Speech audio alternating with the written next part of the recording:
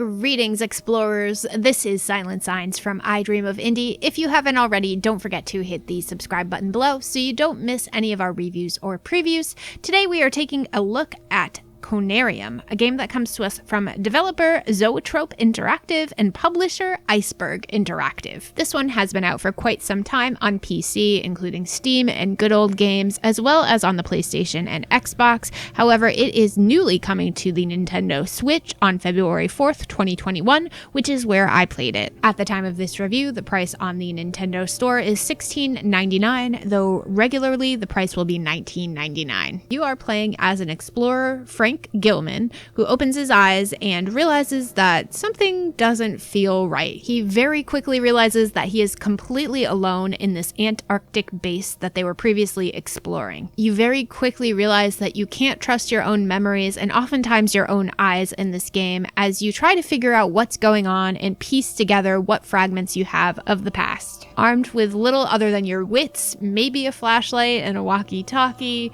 off you go exploring the base. Really hard to talk about the rest of the story without spoiling major plot points, so we won't delve too much farther into this, though it does go pretty deep. Literally, you're like in a submarine at some points. So let's talk about how you control Mr. Frank Gillman. You are essentially walking around the entire time. You do have the option to run with the R button or the right bumper if you're playing on Switch, as I was. You do have an inventory, which you can access with the X button. You can also interact with objects by using the A button, and you can pull up your notes using the B button if you care to look back on what you've learned so far. And apart from a few objects that you collect and have to use along the way, and some other kind of strange game mechanics that get thrown in, that's really the long and the short of it. And it also brings me to my biggest gripe with this game, is that Frank is very slow. He walks so slow, and he runs just as slow. And when you're exploring some of these environments, it can be a little bit frustrating because it is quite easy to get lost, and in order to get back where you started, it can take quite a while for Frank to walk or run there. Also, this is a game that I would have really appreciated a map for. I collected pretty much everything I could find, and I still never found one, so I don't believe there is one to find for this game. If there is, please let me know in the comments. But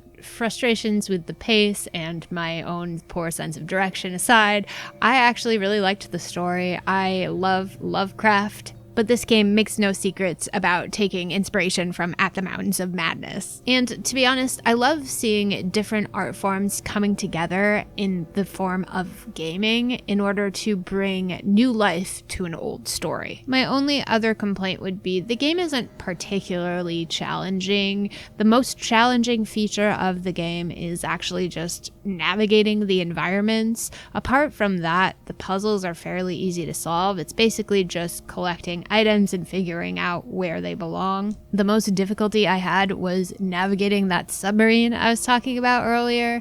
It was probably the strangest controlling contraption I've ever played in a game, but I was compelled to persevere to find out exactly what was happening with Mr. Gillman, our protagonist. I have to say, when it comes to Nintendo Switch graphics, these are actually some of the better graphics I've ever seen. I actually, in some instances, forgot I was playing on the Switch and thought I was playing on my PC, and that's not to say they're incredible and the best thing you've ever seen. No, this game came out originally in 2017, so, set your expectations at a reasonable level.